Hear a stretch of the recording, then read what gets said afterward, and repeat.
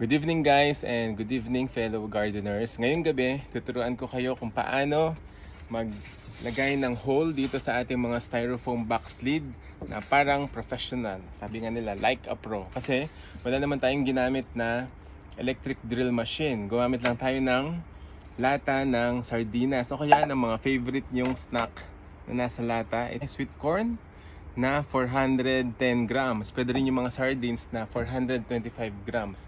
Pareho lang yung kanilang sukat. So, the way to do it is tinanggal ko yung pinakadulo nito at nilagyan ko ng talim gamit yung kutsilyo. Ako, lagot ako sa asawa ko.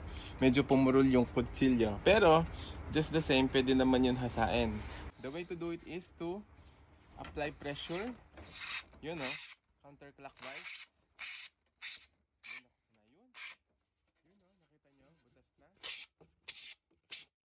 You know, one click, easy does it. So, meron na akong finished product na nagawa.